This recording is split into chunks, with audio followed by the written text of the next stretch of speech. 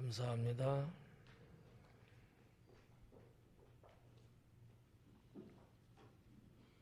오늘은 예루살렘아라는 예수님의 탄식, 예수님의 통곡의 단어를 제목으로 잡았습니다. 31절부터 35절까지인데 올해 13장 마무리 짓고 내년에 14장부터 다시 시작하는 그런 시간을 갖도록 하겠고요. 31절에 보니까 곧 그때에 어떤 바리새인들이 나와서 이야기했다 이렇게 기록하고 있습니다. 곧 그때의 시간을 알리는 단어를 기록을 했는데 30절까지에 있었던 예수님의 사역 말씀이죠. 그 내용이 우리가 지난 시간에 봤는데 좁은 문으로 들어가라 이런 말씀을 하셨죠. 좁은 문으로 들어가야 천국으로 갈 수 있다. 좁은 문으로 들어가기를 힘쓰는 자만이 주님 나라에 합당하다 이런 메시지였어요.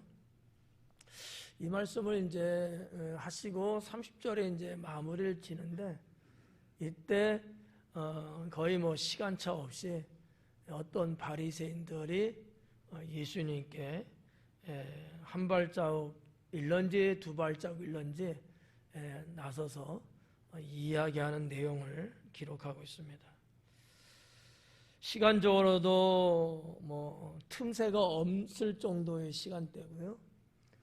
또 내용상 보면은 이 바리새인들이 제 추측입니다만 예수님께 다가서서 하는 행동적인 그런 의미도 곧이라고 하는 이 단어 속에 있지 않을까라고 생각을 해봅니다.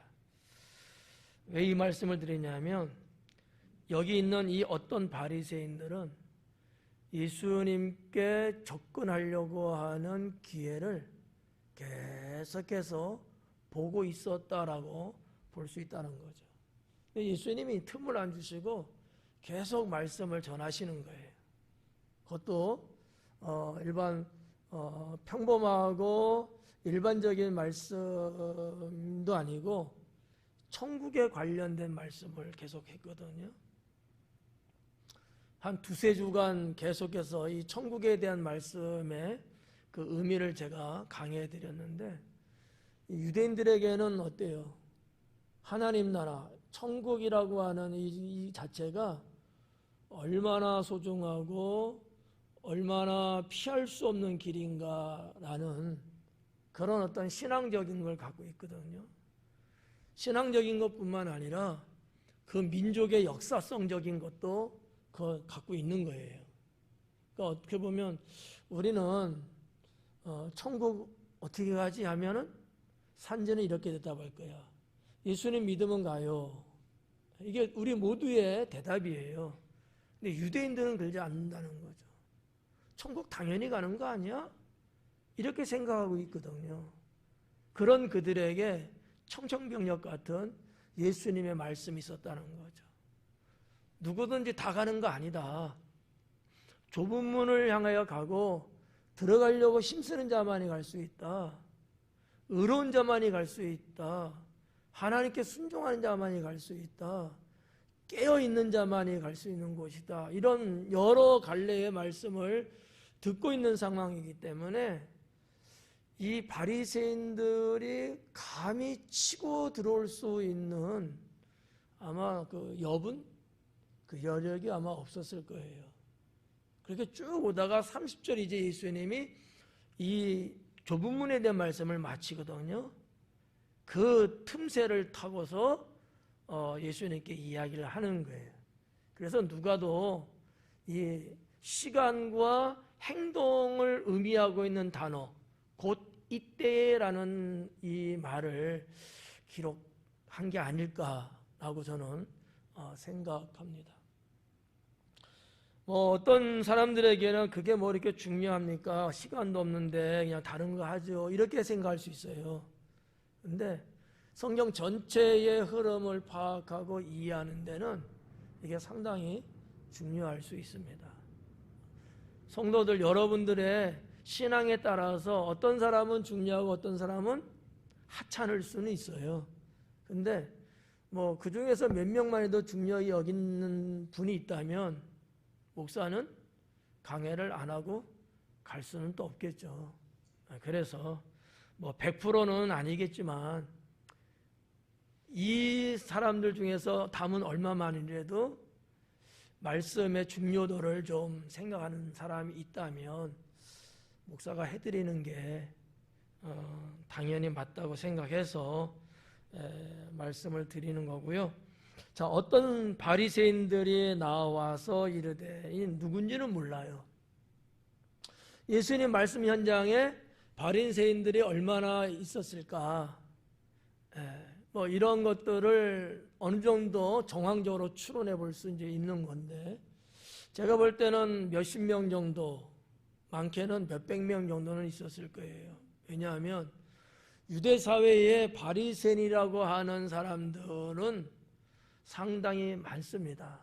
거의 주종을 이루거든요. 물론 뭐 사두개인도 있고 SNF파도 있고 여러 가지 있지만 이 바리새인들은 유대 사회에 거의 모든 분야에 다 포함되어 있고요.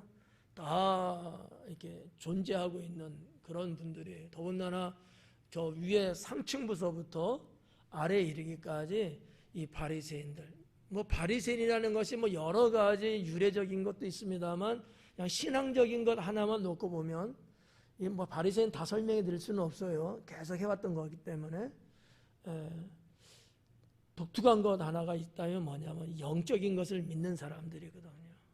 그러니까 이스라엘 백성이라면 다 하나님 믿잖아요. 근데 그 중에서 영적인 것을 믿는 부류가 있고 영적인 것은 아예 안 믿는 부류가 있고 영적인 걸 믿고 안 믿고 다 떠나서 독립운동에만 혈안이 되어 있는 사람들도 있었거든요. 근데 그 중에 이 바리새인은 영적인 것들을 믿어요. 천국도 믿고 천사도 믿고 하나님 능력도 믿고 사람이 행할 수 없는 이 기이한 이런 것까지 다 믿음으로 받아들이는 사람들이 바리새인들이거든요. 다른 쪽으로 분류할 수는 있는데 너무 뭐 광범위한 얘기니까 그런 바리새인들이 이들이 어느 날 갑자기 유대 땅에 나타나서 외치는 소리를 듣기 시작했거든요. 궁금하지 않을 수가 없죠. 사두개인 정도라면은 별로 매력을 못 느꼈을 거예요. 예수님의 복음은 하나님 나라였고요. 진리였거든요.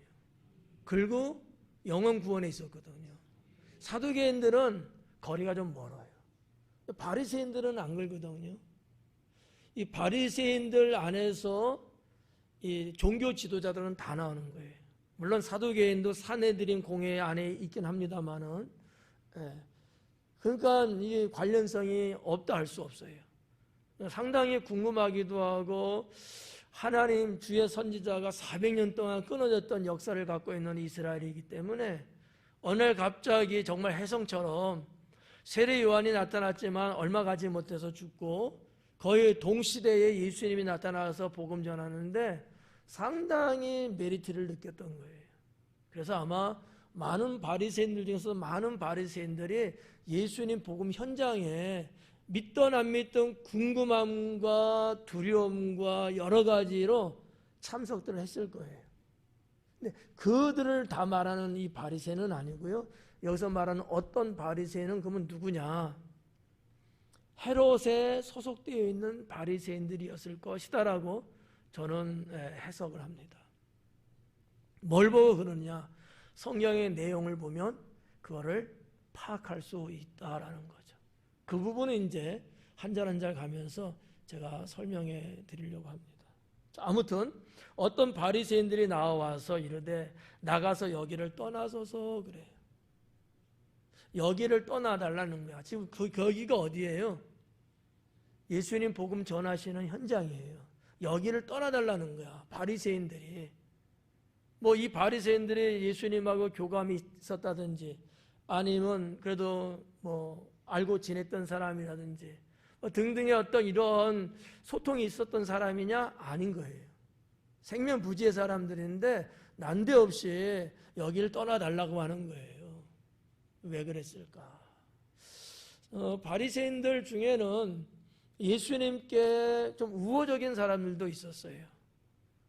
뭐 다른 데서 찾기는 좀 그렇고 많으니까 누가복음 같은 데도 보면은 뭐 7장이라든지 11장이라든지 또 10장이나 이런 데 보면은 바리새인임에도 불구하고 예수님을 자기 집에 초대하고 예수님과 만나서 대화를 나누는 이런 사건들이 좀 있었거든요. 당시에 바리새인들이라면 이거 행동하기 쉽지 않았어요. 눈치가 보이고요. 하나의 무리를 지고 있는 그러한 사람들은 자기가 소속되어 있는 그 무리들의 눈치를 안 볼 수가 없어요.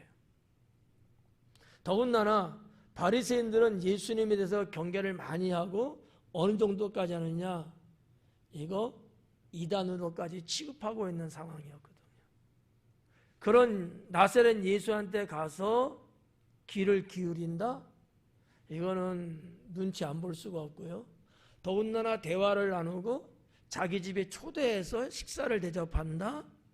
이거는 자기의 지위, 자기의 어떤 권력, 이것도 포기해야 될는지도 몰라요. 그럼에도 불구하고 그런 바리새인들이 있었거든요. 그러니까 우리가 보편적으로 바리새인들을 다 싸잡아서 좀 나쁘게 말하는 경우가 강하거든요. 다 이것들은 외식하는 자들이고 회칠한 무덤이고 뭐 이렇게 하여튼 나쁜 건 다 그쪽에다 수식어를 다 던져버리거든. 근데 꼭 그렇지는 않아요. 그러는 들 중에서도 그렇지 않은, 정말 메시아를 사모하고 기다리는 사람들도 있었고요. 진리가 배고파서 진리를 찾아 헤매는 사람들도 있었고요. 그 당시에 광야 사막에 나가서 경건의 삶을 살던 바리새인들도 꽤 있었습니다. 근데 아무튼 이렇게 우호적인 바리새인들이 있었는데, 그럼 여기 있는 이 어떤 바리새인들은 예수님께 그 우호적인 사람들 중에 한 사람들이었을까? 라고도 볼 수 있는데 저는 그렇게 보지는 않습니다. 왜냐하면 오늘 읽은 본문에서 누가가 기록한 바에 의하면 헤롯 왕이 보내서 온 자라는 것을 알 수 있거든요. 당시에 헤롯은 왕이죠. 분봉왕이에요. 분봉왕이라는 얘기는 어느 특정 지역을 별도로 관리하고 다스리는 그런 왕이거든요. 유대사회 이스라엘은 약 셋 내지는 넷, 시대마다 조금씩 달라졌습니다만 이런 분봉왕이 있었어요. 여기 나오는 예수님 이 당시 출생한 그 당시부터 여기까지 올 때의 이 헤로드 왕은 갈릴리 지방하고 베레아 지방, 이 두 지방을 관리 통치하는 분봉왕이었거든요. 근데 이 헤로당 수하에 이 헤로당과 나름대로 교감을 나누는 바리새인들이 있었던 거죠. 그들이 온 것이 아닐까라고 저는 추측해 봅니다. 물론 바리새인하고 헤로당은 역사적으로는 원수 같은 관계예요. 바리새인들이 볼 때에 헤롯은 영 마음에 안 들어요. 백성의 등골을 빼먹고요. 전혀 신앙이 없는 사람이고요. 바리새인들의 관점으로 볼 때는 이거는 매국노와 같고요. 근데 바리새인들은 상대적으로 민족을 사랑하고 나라를 지켜나가려고 하는 그런 어떠한 정신과 신앙이 있는 사람들이거든요. 그러니까 서로가 사이가 좋을 리는 없어요. 하지만 필요에 따라서는 이렇게 서로 소통하기도 했다라는 거죠. 그 중에 하나 예를 드린다면 사내들인 공회예요. 사내들인 공회는 71명으로 구성됐다고 그랬죠. 거기에는 바리새인도 있고 사두개인도 있어요.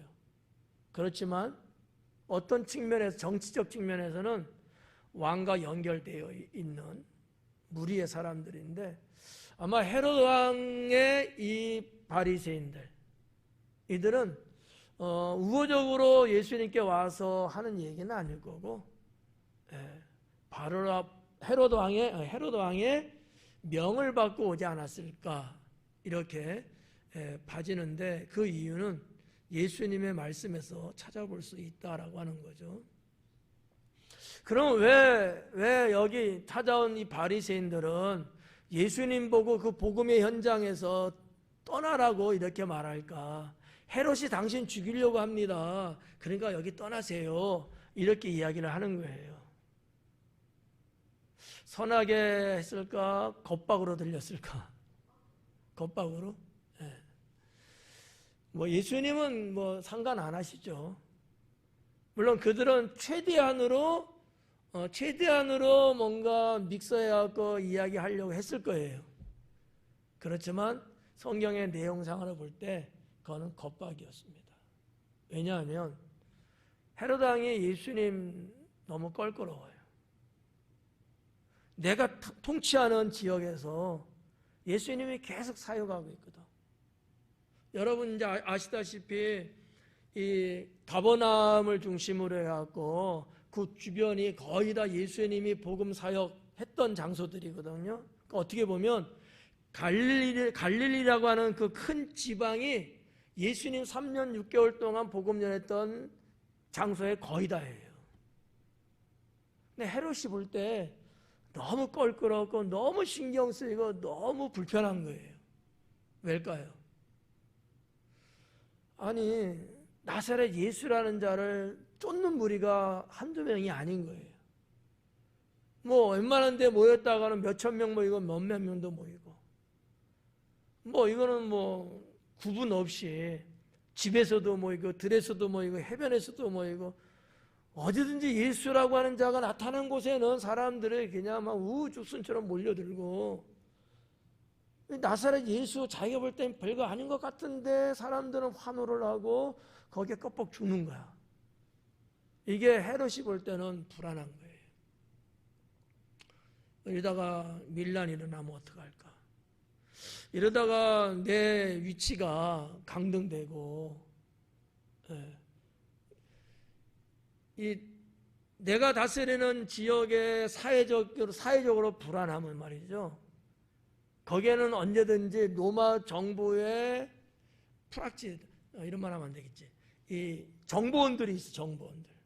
소식을 전해주는, 로마 정부에다가 보고하는.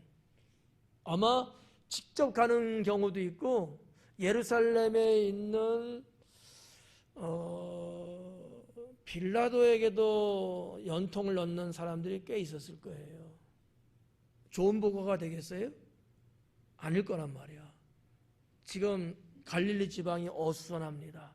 백성들이 동요하고 있습니다. 뭐 등등의 이런 보고가 올라가면 로마 정부에서 황제가 볼 때는 헤롯 왕을 가만둘 이유가 없어요. 빨리 그 민간하고 백성들하고 사이가 안 좋고 다스리는 능력이 떨어지고 이러면은 빨리 교체를 해갖고 안정을 취하게 해줘야만이 로마 정부에서도 좋거든요. 그러니까 이런 여러 가지 뭐 정치든 사회든 뭘 다 봐도 헤롯에게는 종이 하나도 없는 거야. 그럼 어떻게 해야 돼? 잡아 가둘 수도 없고. 그래서 그냥 여기를 떠나라. 제발 좀 떠나주세요. 이러는 형국까지 온 거예요. 우리가 지금 누가복음을 보면서 쭉 왔잖아요. 예수님이 결국은 예루살렘으로 들어가시는데 저 북지방 가버나움에서부터 사역하시면서 출발했잖아요. 그러면서 쭉 오다가 지금 뭐 10장, 11, 12, 13까지 왔는데 지금 마리아와 마르다가 있는 마을에서 그들을 만난 것도 10장에 나왔거든요. 그러면 거기가 어디예요? 갈릴리 호수 서쪽 디베라 바로 밑에 있거든요. 거기에서 좀만 내려오면은 이제 갈릴리 지방을 벗어나고 사마리아 지방 세겜 땅을 지나서 요단강 동편으로 건너가면 베레 땅으로 넘어가거든요. 이게 당시에 상인들이든 사람들이든 이게 움직이는 도로 코스예요. 옛날부터 그렇게 도로가 나 있는 길이야. 그러니까 누구든지 할 것 없이 다 그렇게 이제 움직이겠죠. 예수님도 당연히 그 길을 통해서 오고 있는 장면이에요. 정확하게 알 수는 없지만 갈릴리 지방일지 베레아 지방일지는 모르겠지만 지금 거기서 떠나달라는 거야. 내가 통치하는 데서 제발 떠나달라는 거지. 이런 어떤 성경에 보이지 않는 이 내용들이 있다라고 하는 거죠. 이거를 여러분들이 기본적으로 배경적으로 알고 있으면 성경을 이해하는데 훨씬 더 좋지 않을까 해서 말씀을 드리고 있습니다. 그래서 여기를 떠나서 왜 여기를 떠나라는 것인지 그 이유가 뭔지 설명해 드렸으니까 안 믿어도 되고 믿어도 돼요. 배경을 설명해 드린 거예요. 헤롯이 당신을 죽이고자 하나이다. 그걸 어떻게 알아? 이건 극비야. 그러면 헤롯하고 가까운 정말 가까운 그런 관계에 있는 사람만이 알 수 있고 그런 어떠한 명을 하달받은 사람만이 알 수 있는 거거든요. 근데 아무나 접근할 수는 없잖아요. 가장 적격인 것이 바리새인들이었거든요. 이렇게 저렇게 볼 때에 그런 내용을 좀 유추해 볼 수 있다고 보고요. 32절에 예수님은 이렇게 대답하십니다. 너희는 가서 저 여우에게 이르되 그래요. 여우는 누굴까요? 헤롯이에요. 그럼 왜 예수님은 어디에서도 이렇게 표현한 적이 없거든요. 이 앞에서, 이 사건 앞에서만 예수님이 헤롯을 향하여 여우라는 말을 하신 거예요. 높여준 말이에요? 낮춰준 말이에요. 낮춘 거죠. 여우는 어때요? 여러분 볼 때 그 상징성, 그 의미가 좋아요? 안 좋아요? 어떤 게 안 좋은 거예요? 교활하고. 또 이것도 교활하고 간사하고. 이게 여우의 특징이거든요. 그 동물이 갖고 있는 어떤 상징성의 의미죠. 헤롯이 그렇다는 거예요. 로마 정부에도 붙었다가 이스라엘 백성에도 붙었다가 돈만 낸다면 뭐든지 다 하고요. 이 눈치 저 눈치 보는 부분도 있지만 때로는 무식하고요. 폭력적이고요. 다혈질이고요. 제가 정확하게는 알지는 못하지만 이 고대 문헌들을 쭉 살펴보니까 이 헤롯 집안의 사람들이 대체적으로 그랬던 것 같아요. 폭군이 많고요. 제정신이 아닌 사람이 많아요. 형제지간에도. 그리고 친족 간에 결혼들을 하고 말이죠. 여러분 세례 요한이 죽었던 이유가 거기 있지 않아요? 동생의 처를 빼앗아서 자기 처로 삼고 하여튼 도덕과 윤리가 완전히 무시하고 있는 이러한 그 가문이 헤롯 가문이에요. 물론 선대왕 헤롯 대왕은 그러지 않았어요. 그런데 어쨌든 간에 좀 그렇게 1대 2대 넘어오면서 좀 그러한 게 있더라고요. 아무튼 이 헤롯은 예수님이 의외로 여우라고 하는 말까지 붙였다고 하는 거죠. 상당히 그러면 안 좋다고 하는 것을 역설적으로 하신 말씀인데 그 여우한테 이야기하라는 거예요. 사실상 유대 땅 광야나 사막이나 이런 데 가면은 여우가 서식해요.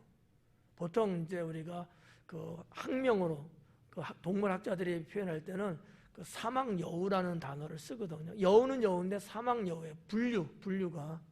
그런 사막여우들이 뭐 중동 땅에 또 사우디아라비아도 있고 하여튼 그런 데를 좀 서식을 해요.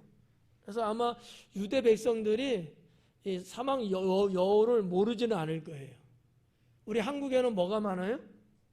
멍멍이가 많고 양양이가 많잖아요.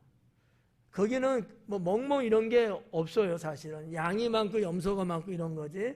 반면에 양과 염소를 노리는 여우, 이런 어떠한 그 짐승들이 있는데, 그래서 이 유대 백성들은 어떤 뭐 문화적으로 다 알고 있는 이야기를 예수님이 여우라는 단어를 써갖고 헤롯의 잘못되고 헤롯의 죄악이 뭔지를 콕 찍는 그러한 표현을 한 게 아닐까라고 생각됩니다. 자, 뭐라고 하냐면 오늘과 내일은 내가 귀신을 쫓아내고 병을 고치다가 제3일에는 완전하여 지리라 하라. 오늘과 내일은 이 오늘과 내일, 이거는 여러분들이 정말 하루 24시간적인 오늘, 그리고 자고 나면 내일, 이렇게 보면 안 돼요. 이거는 관용어예요. 그냥 보편적으로 상징, 의미적으로 하는 얘기예요. 그 뭐냐? 지금을 말하는 거예요. 현재를 말하는 거예요. 오늘과 내일이라는 것은 정말 시간 따져서 오늘, 다음날, 내일 이게 아니고 지금, 현재 이런 의미거든요. 그러니까 지금은 언제예요? 예수님이 사역하고 있는 지금은. 뭔 얘기하는 거예요? 두 가지 말씀했죠? 귀신 쫓아내고 병 고치겠다. 예수님의 복음 사역 네 가지 말씀 드렸죠. 지난주에도 했죠. 복습 한번 해봐요. 첫 번째는 복음 전파하시고, 두 번째 귀신을 내쫓고, 세 번째 병을 치료하시고, 네 번째 진리를 가르치시고. 여기 지금 두 가지가 여기 있는 거예요. 그러니까 예수님의 주된 사역을 크게 네 가지로 나눠볼 수 있는데 그 중에 두 가지를 지금 말씀하셨어요. 왜? 사실 복음 전하고 진리 가르치는 게 상당히 중요하지 않습니까? 그런데 이거는 어떤 구원이라고 하는 신앙의 궤도에서 볼 때는 아주 중요하죠. 그러나 이스라엘 백성들의 일반적으로는 그것보다는 뭐가 더 중요할까? 귀신 내쫓고 병 고쳐주는 게 상당히 중요했습니다. 많은 사람들, 유대의 많은 사람들이 귀신 들리고 병의 고통 속에 있었거든요. 예수님이 이 모든 것으로부터 자유를 주시기 위해서 계속해서 가는 곳곳마다 이 사역을 했다 이거예요. 근데 이런 건 어때요? 이런 거는 백성들 피부에 와닿잖아. 이런 소식은 헤롯 왕에게도 팍팍팍팍 들어가는 거거든요. 상당히 민감하고 백성들의 뭐랄까 환호를 할 수 있고 호응할 수 있고 얼마든지 그 부분을 이렇게 따라올 수 있게끔 하는 그런 직접적인 복음이란 말이에요. 그러니까 아마도 예수님은 이 두 가지를 지금 어떤 바리새인들에게 이야기하면서 헤롯에게 이야기하라는 거야. 내가 귀신 내쫓고 병 고치는 거 나는 한다. 나보고 떠나라고 하지만 난 아니다. 이렇게 지금 이야기하고 있는 거예요.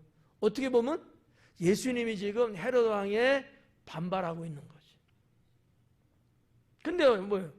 예수님은 그거 오셔서 그거 하시는 사역의 계속이었는데 어떻게 보면 넓은 의미에서 예수님이 이 땅에 오신 목적, 이유 중에 하나가 바로 그것인데 헤롯이 가라 마라 한다고 해서 그 말 듣겠어요? 아닌 거거든요. 오늘 내일 나는 지금 내게 맡겨진 거, 내가 지금 당연히 해야 될 일은 나는 하겠다. 신경 꺼. 뭐 이런 거예요. 우리는 여기서 하나 배워야 될 게 있어요. 예수님의 신앙과 사상 속에서 우리도 뭐가 됐는지 나를 어떻게 타격을 하고 방해를 하고 협박을 할지라도 내가 지금 해야 될 것은 해야 된다라고 하는 거예요. 내가 해야 될 일인데 이런저런 이유 때문에 하지 않고 미적미적거리고 다음으로 밀어버리고 한다면 이건 주님 나라에 합당하지 않다라고 하는 거죠. 언제 할 거예요? 내일 가면 또 미룰 텐데, 조그만 일 터지면 또 그것도 핑계 삼아 안 할 텐데, 이거는 하나님 나라에 합당하지 않아요. 지금 내가 하고 있는 이 일은 내가 무슨 일에서 나를 한다. 이게 예수님의 신앙 사상이에요. 이런 건 우리가 본받아야 된다라는 거지. 대한민국에 복음이 들어오면서 서양의 선교사님들이 많은 목숨을 잃고 피를 뿌렸습니다. 여러분 한번 생각해 봐요. 그분들이 대한민국에서 세국 정책을 폈잖아요. 그래서 서양의 문화, 문물, 종교 다 거부하고 안 받아들이지 않았습니까? 그때에 선교사님들이 그렇다고 해서 그거 하려고 주의종 되고 그거 하려고 이 한반도 땅에 배 타고 왔는데, 아니 조선에서 반대하고 어쩐다고 해서 해야 될 일 안 했다면 오늘날 우리가 예수님 믿을 수 있었겠습니까? 여러분 우리가 한번 잘 생각해 봐야 돼요. 어떤 누구는 그렇게 그럴지 해야 되고 나는 그러면 안 해도 되고, 이런 이중 논리는 가져서 돼요? 안 되지. 이런 걸 생각해야 된다는 거야. 내가 누군가 지금 복음 전하고 있는 이것을 내가 끝을 볼 때까지 내가 해야지, 이것 때문에 저것 때문에 손 놓고 털고 안 한다? 주님이 맡겨주신 사명과 그 명령이 있는데 그거를 내가 안 하겠다? 이거는 하나님 나라에 합당하지 않아요. 그럴지라도 나는 내 할 일을 하리라 라고 하는 거죠. 세계 여러 나라를 다니면서 저는 관심 중에 하나가 선교사님들의 사역입니다. 여기저기 다니다 보면은 외국에 그 선교사님들의 선교지들이 있어요. 그러면 저는 꼭 그 길을 들려보거든요. 정말 느끼는 게 많고요. 그때 선교사님들이 여기까지 복음 전할 때 얼마나 힘들었을까.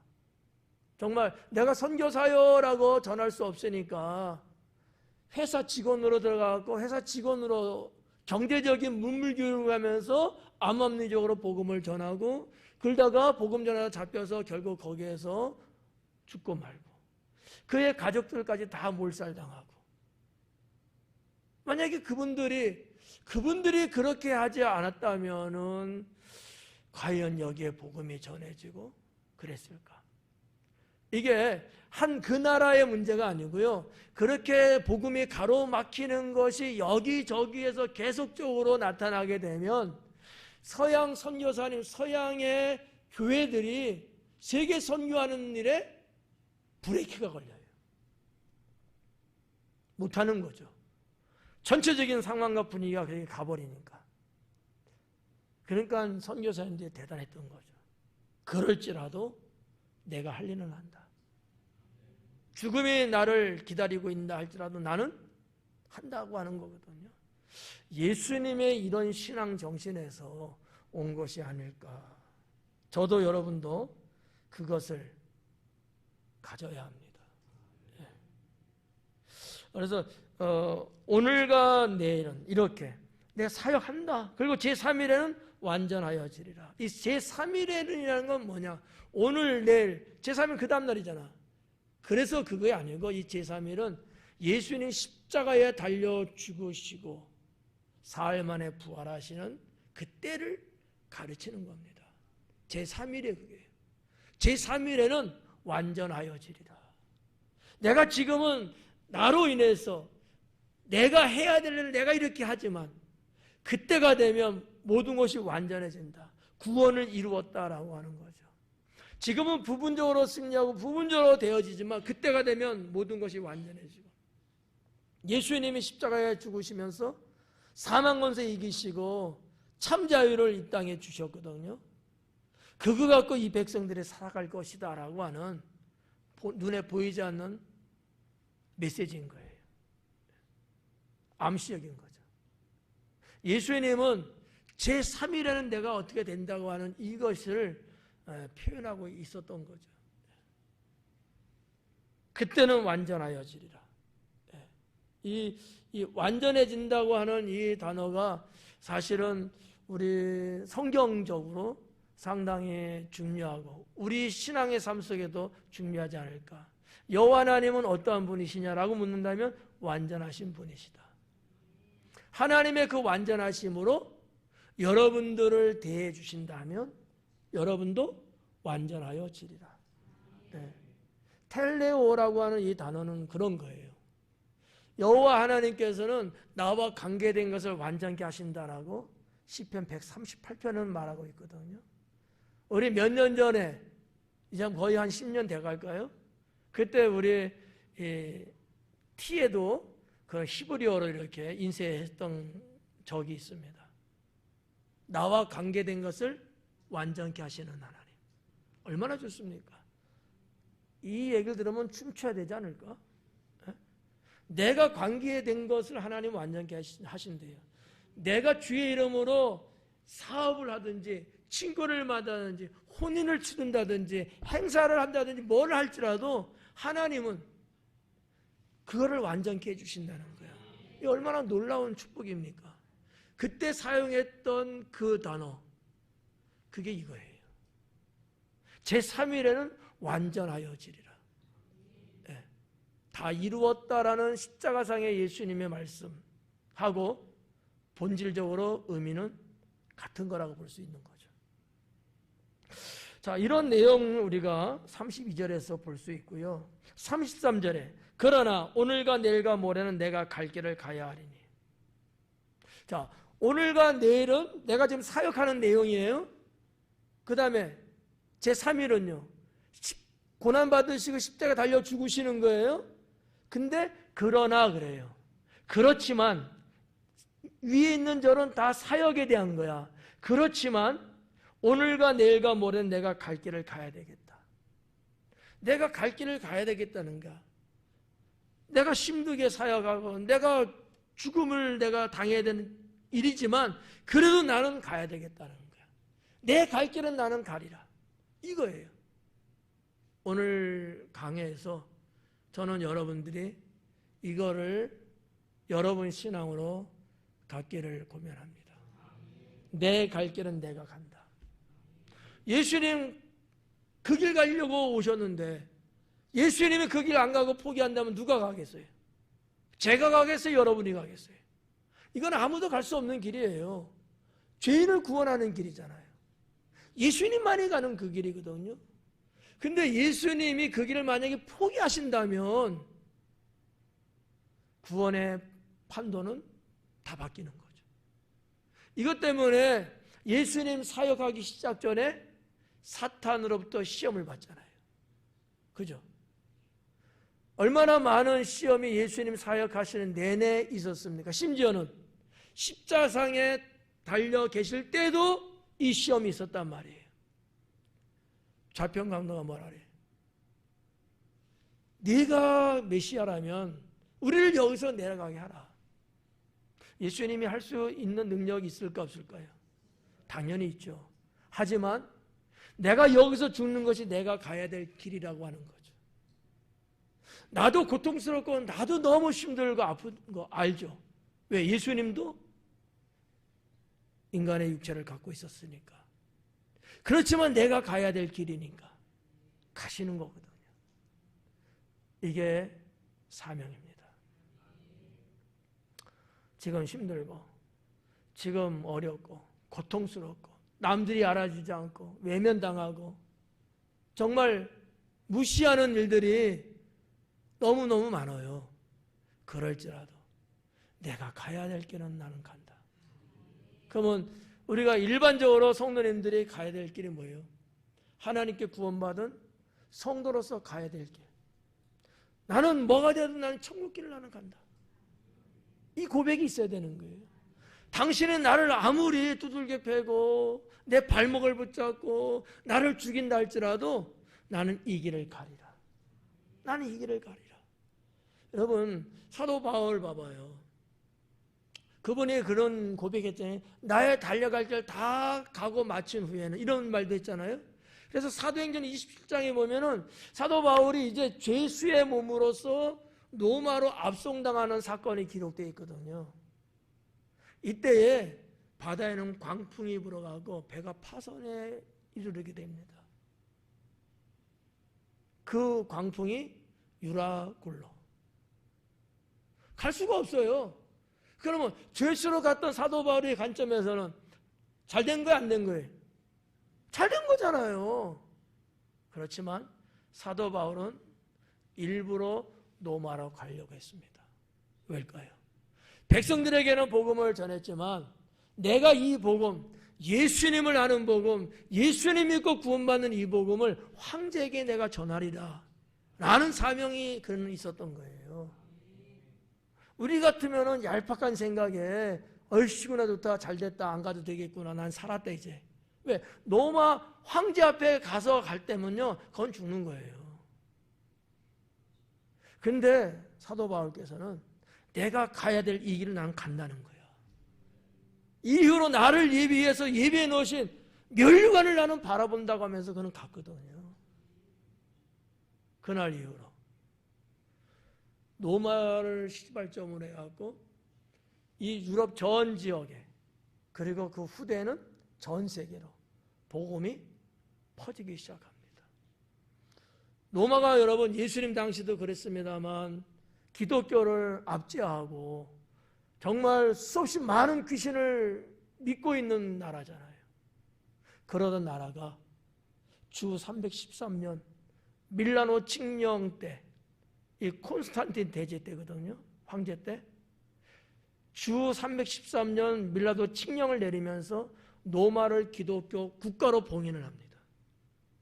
아무도 아멘 안 하네요.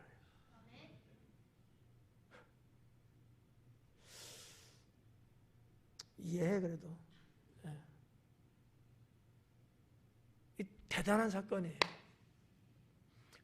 그때 콘스탄틴 대제에 이 칙령이 없었다면은 전 세계 기독교 판도는 아마 지금 이렇게 되지는 않았을 것이다. 이게 뭘까? 하나님의 섭리죠.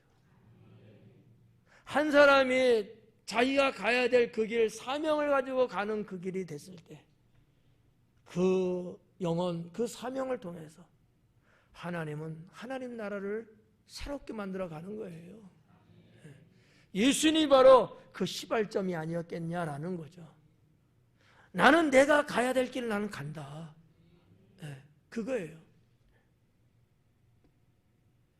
선지자가 예루살렘 밖에서는 죽는 법이 없느니라.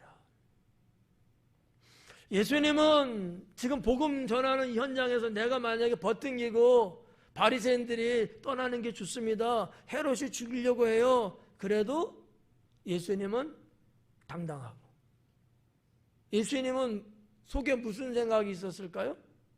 난 여기서 안 죽는다. 왜? 내가 죽을 곳은 예루살렘이다. 주님은 다 알고 계시는 거예요. 사람들이 몰라서 괜히 겁박하고 한마디 이렇게 하는 거지. 예수님은 그거예요. 말씀을 인용하시면서 선지자가 예루살렘 바깥에서 죽는 법은 없다. 이 말씀인즉 나는 예루살렘에서 하나님이 정하신 때에 고난받고 십자가에 달려 난 죽는다. 난 이렇게 돼 있다. 정해져 있다. 이것을 예수님은 지금 간접적으로 말씀하고 있다라고 하는 것이죠. 우리도 하나님 믿으면서 늘 말씀드리지만 하나님의 섭리를 믿고 따를 수 있어야 합니다. 하나님의 섭리를 거역하면 구원은 사라질 수 있어요. 하나님의 섭리를 외면하고 버리게 되면 주님의 은혜를 입을 수가 없습니다. 그러니까 하나님의 섭리는 오묘해요. 내 생각으로 헤아릴 수 없고요, 내 뜻대로 되지는 않습니다. 어찌든 간에 하나님은 하나님의 뜻대로 가시거든요. 그러면 나를 통해서 하나님의 나라가 영광스럽게 되는 게 좋지, 다른 사람을 통해서 나는 버림받고 다른 사람을 통해서 하나님의 나라가 영광스럽게 되는 게 좋겠느냐라고 하는 거예요. 저는 언제나 그 생각을 합니다. 나를 통해서 하나님이 뭔가 하시려고 하는 섭리가 계신다면 나는 기꺼이 그것에 나는 응하리라라는 생각이죠. 왜? 어차피 하나님은 그거를 이루셔요. 나를 통해서 이루는 게 나한테는 축복이고 영광스러운 거지. 그렇지 않아요? 그래서 예수님도 하신 말씀이 그거예요. 너희들이 하나님의 백성이라 착각하지 마라. 저 해변에 있는 저 돌들, 저 광야에 버려진 저 돌들을 갖고도 하나님은 그 백성을 삼을 수 있다라고 하는 거예요. 하나님의 능력은 무한하시거든요. 네가 어쩌고저쩌고 해서 안 되는 게 아니야. 네가 주위에 내 일을 하지 않으면 다른 일을 통해서 나는 내 일을 한다는 거거든. 그러면 조금 지혜롭게 생각해 봐요. 기왕이면 나를 통해서 하는 게 내가 복된 거지. 이걸 우리가 깨달아야 된다는 거예요. 이게 하나님 섭리 신앙 안에 있는 겁니다. 예수님은 이런 하나님의 섭리를 너무나 잘 알아요. 물론 그분이 하나님이시니까. 그래서 언제나 하나님의 뜻을 따라서 지금은 때가 아니다. 지금은 때가 아니다. 아무에게도 알리지 마라. 때가 되면 알게 된다. 이 때라고 하는 이 말씀들이 다 뭐예요? 하나님 섭리 안에 계획된 것을 말하고 있다는 거죠. 이거를 우리가 다 할 수는 없죠. 아니, 조그만 부분도 잘 몰라요. 하지만 주님의 섭리에 순종하며 가면 되지 않겠느냐라는 거지. 좀 전에 특송할 때도 보니까 찬양의 제목이 순종의 꽃인 거죠. 맞죠? 부르겠는데 모르죠? 이게 웬일이야? 순종은 너무나 아름답고요. 순종은 하나님의 뜻을 이루게 하는 큰 역사입니다. 그래서 순종이 제사보다 낫다는 거예요. 내 힘으로는 안 돼요. 내 머리도 안 돼요. 계산도 안 됩니다. 그렇지만 순종은 그걸 다 이겨낼 수 있는 거예요. 자, 여기 그래서 33절까지 그런 내용들을 우리가 보고 34절에 예루살렘아 예루살렘아 선지자들을 죽이고 네게 파송된 자들을 돌로 치는 자요. 이게 당시 유대 백성들이 한 짓이다라고 하는 거죠. 예루살렘아 예루살렘아 그랬는데 이 예수님의 예루살렘이라는 건 정말 그 예루살렘을 말한다고 볼 수 있어요. 집중적으로 볼 때, 좁은 의미로 볼 때, 넓은 의미로 볼 때는 이스라엘 전체를 말한다고 볼 수 있죠.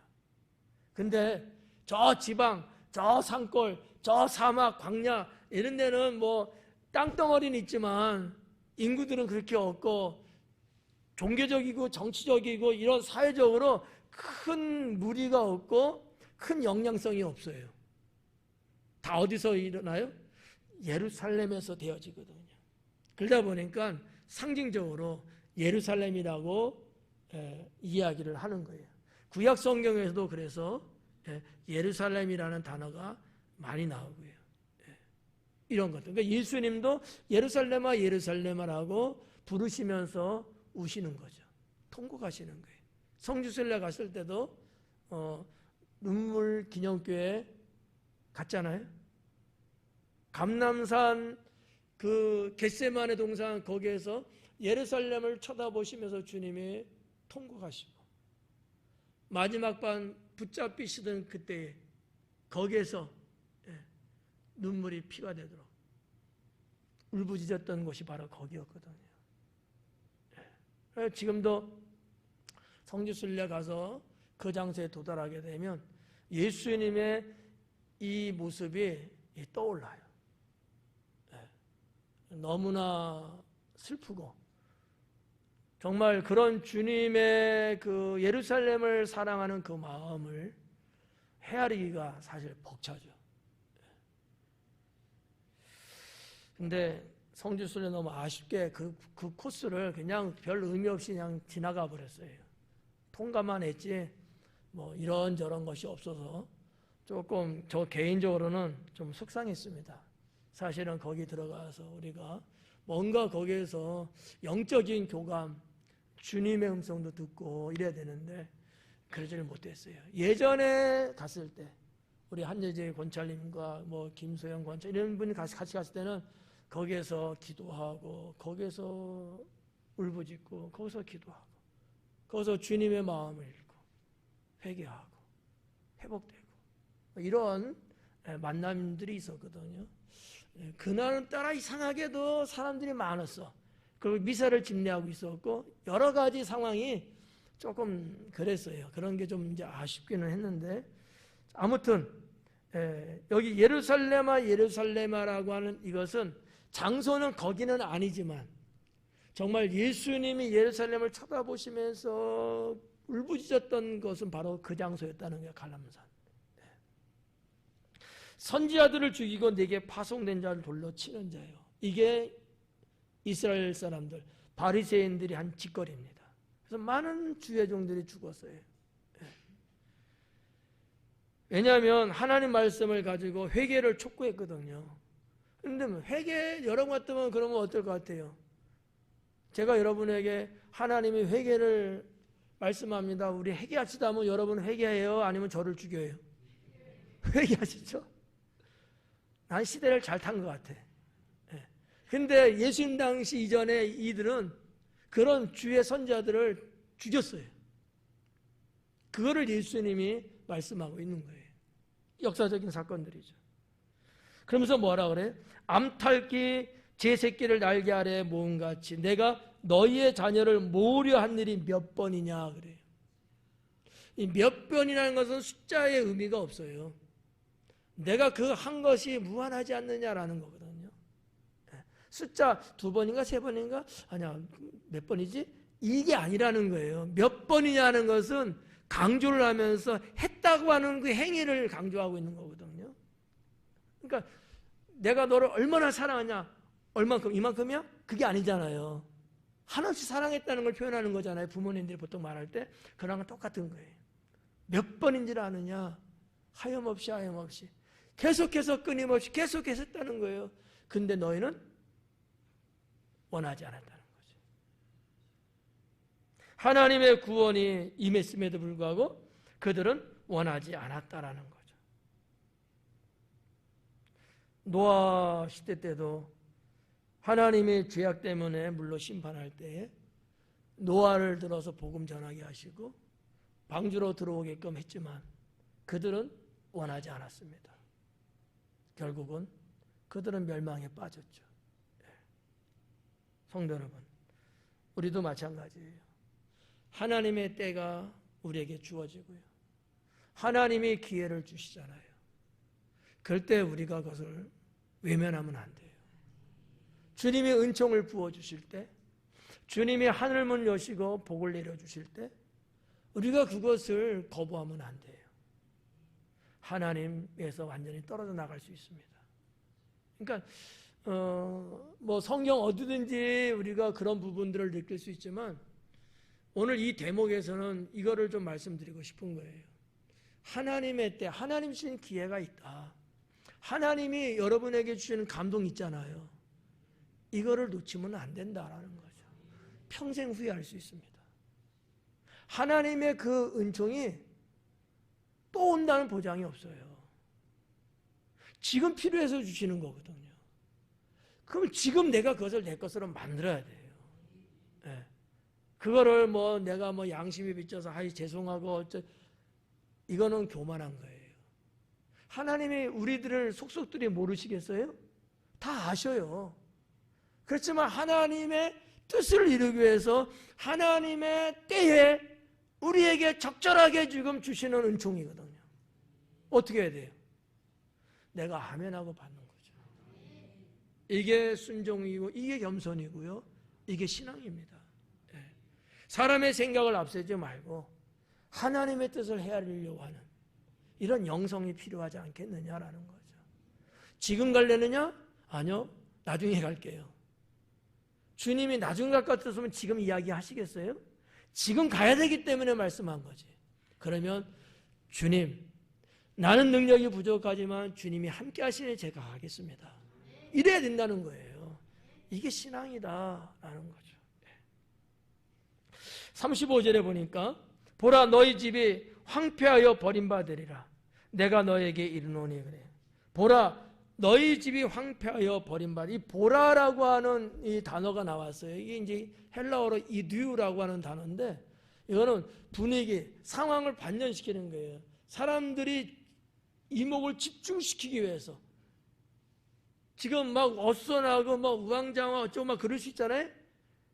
이 모든 사람들을 한 곳에 쫙 빨아들이기 위해서, 야 봐봐 뭐 이런 거 같은 거예요. 그게 이제 헬라어로 이두라고 하는 단어거든요. 예수님은 그랬다는 거죠. 봐라, 들어봐라, 상황을 좀 파악해봐라, 보라, 그런 거예요. 보라. 뭐라 그러셨어요? 너희 집이 황폐하여 버림받으리라.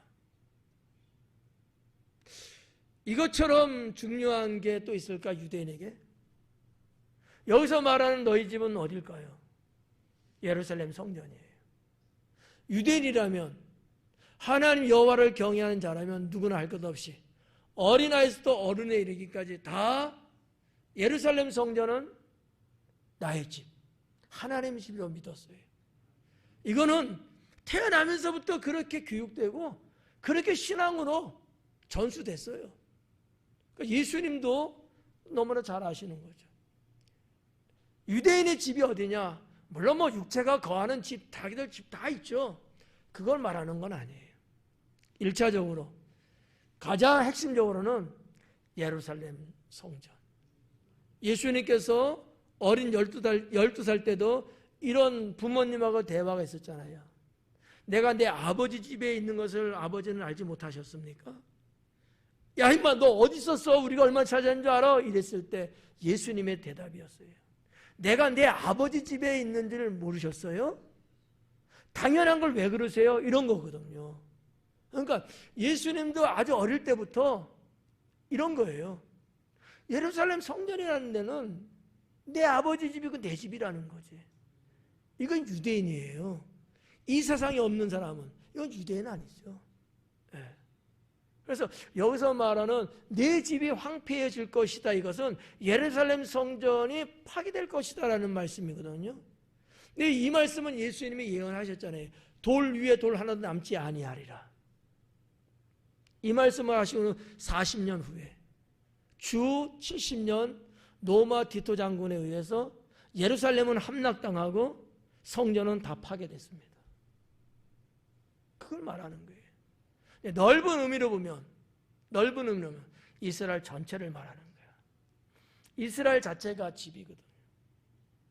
네. 그러니까 좁은 의미로 집중적으로 보면은 예루살렘 성전이고, 이걸 더 넓은 의미에서 보면 이스라엘 자체를 말하는 거예요. 이스라엘은 다 역사 속에서 황폐해졌습니다. 그렇잖아요. 내가 너희에게 이르노니 너희가 주의 이름으로 오시는 이를 찬송하리로다. 너희가 주의 이름으로 오시는 이를 찬송하리로다. 유대인들은 아까도 처음 초대도 말씀드렸지만 사두개는 아니에요. 저기 바리새인들은 하나님의 나라, 천국, 메시아의 도래 이런 거 다 믿어요. 근데 여기 예수님이 뭐라는 거예요? 너희가 주의 이름으로 오시는 이를 찬송하리로다. 주의 이름으로 오신 이를 찬송하는데 누가? 바리새인들이, 이스라엘 백성들이 그런다는 거예요. 나사렛 예수님을 메시아로 믿지는 않지만 여호와 하나님이 장래 미래에 있을 하나님 나라 도래는 믿고 있었거든요. 그거를 이제 언급하신 거야. 근데 유대 바리새인들은 예수님이 그분이라는 걸 모르죠. 지금 안 믿고 있어요. 그거를 이야기해 줬는데도 안 믿는 거야. 예수님은 그걸 말씀하고 있는 거죠. 봐봐요. 너희가 주의 이름으로 오신 이를 찬송하리로다 할 때까지. 바리새인 모든 유대인들이 여호와 하나님의 임재하심을 찬송하고 막 호산나 찬송하고 막 이렇게 할 때까지 너희는 나를 보지 못하리라. 예수님은 이스라엘 백성들하고 만남이 끝났다, 헤어짐을 말하고 있어요. 주전 400년 동안 이스라엘의 하나님의 말씀이 사라졌던 것처럼 예수님의 죽으심의 사건서부터 장차 주님이 이 땅에 재림하시는 그날까지 유대 백성들에게는 하나님의 구원이 끝났습니다. 그리고 그 구원이 이방인에게 넘어간 거예요. 그 이제 예수님이 재림주로 오시잖아요. 그때 유대 백성들이 다 어떨까? 하나님이 임재하심을 그들은 알고 있으니까 환영하고 막 그럴 거 아닙니까? 그때 예수님을 볼 수 있는 거야. 근데 뭐가 문제가 될까? 그들에겐 구원이 없는 거지. 구원의 문은 닫혔어 이제. 재림주로 오셨잖아. 구원주로 오셨을 때 믿고 따랐어야지. 재림주로 왔을 때는 모든 구원의 문은 닫혔고 심판하기 위해서 오시는 거잖아요. 근데 그제서야 유대인들이 그 주님을 본다는 거예요. 성도 여러분, 얼마나 여러분 황당하고 얼마나 이게 그 유대 백성들에게는 피눈물 나는 사건이겠어요. 그들이 그럴 거라고 생각해 봤겠어요? 그들은 그들 방식대로 여호와 하나님을 믿는다고 믿었지만 그들은 메시아로 오신 예수님을 영접하지 못했던 거죠. 저는 그래서 여기서 이 말하는 이 내용을 놓고 볼 때 그때 재림하실 그때 유대 백성들은 아마 통절할 것이다 라고 생각해 봤습니다. 통절이라는 단어 잘 안 쓰는 단어죠. 통절이라는 것은 무슨 얘기냐면 쉽게 말해 이런 거예요. 뼈에 사무치도록 아프다는 거예요. 뼈에 사무치도록 괴로운 거예요. 그렇잖아요.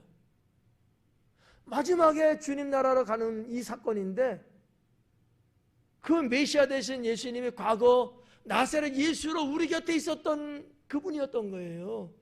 근데 그분의 구원은 이미 문은 닫아버린 거야.